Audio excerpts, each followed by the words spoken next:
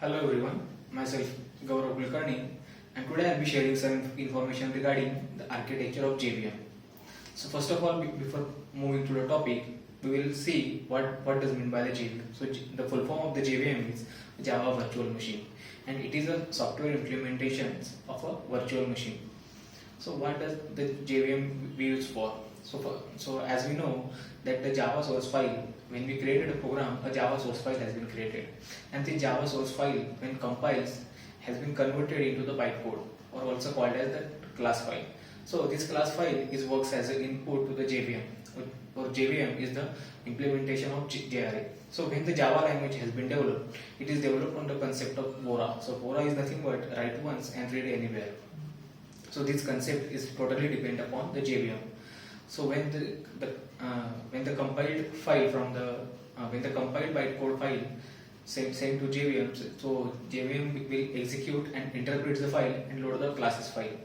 So in the JVM there are three main subsystems named as, the first one is the class loader, the second one is the runtime data area, and the third one is the execution engine. So we will check all the process one by one. So first, in the class loader subsystem, it has again three main types, in which the class loader subsystem will work in three types. The first one is the loading, the second one is the linking, and third one is the initialization. So in the loading, there are again three main types of class loading system.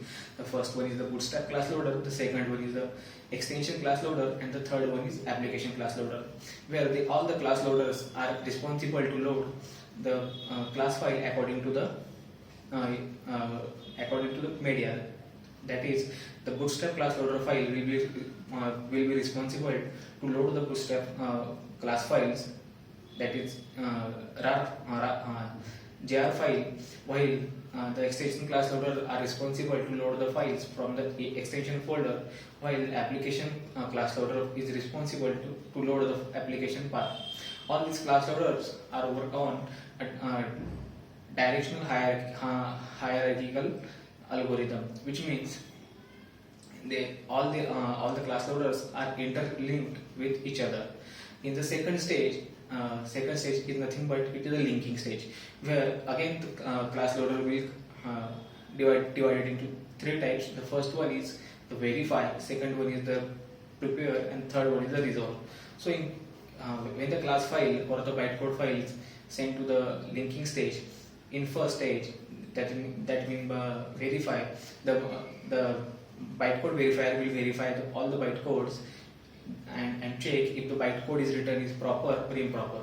If the execution of the bytecode will be fails, it will show the verification fails error, and that's why the Java language is more secure than the other language. In the second stage of preparation, all the static variables with their default values are saved in the heap method area, and in resolve, all the symbolic variables are converted into the original variables. Then the third stage of the class loader and the last stage is initialization. In initialization, it creates two types of work. The first one is all the static variables are replaced with the original values instead of the default values, and the static block will be executed with the assigned values. Then the second stage, where the bytecode files sent to the runtime data area, or you can call it as the method area, where this subsystem has five main types. The first one is the method area, second one is the heap area, third one is the stack area, fourth one PC registers, and the final one is the Java native libraries or Java native area.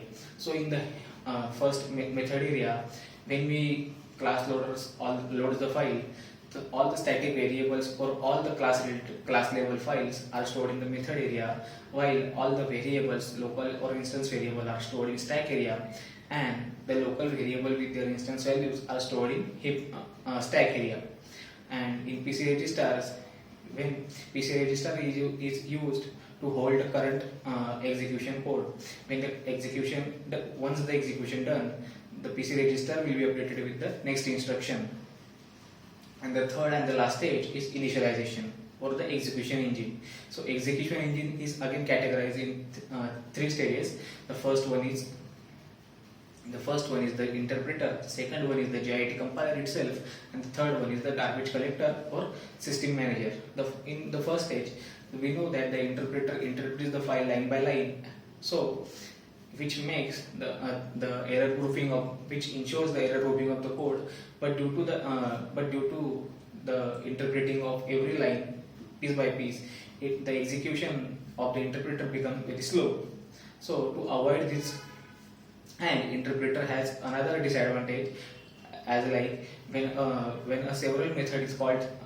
particular method is called several times, the interpretation is required every time the interpretation is required, which leads to the time consuming and the loading. So to avoid this disadvantage, we have been introduced with the JIT compiler. So JIT compiler compiles the entire file, and when a particular reference point or data has been read, then it changes into the native method, and when a particular file has been called, then it will use from the native area.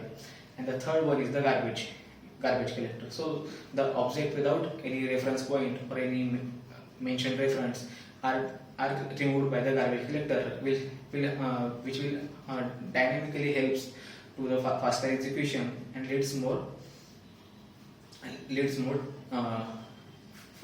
fast execution of the program. Thank you. That's it.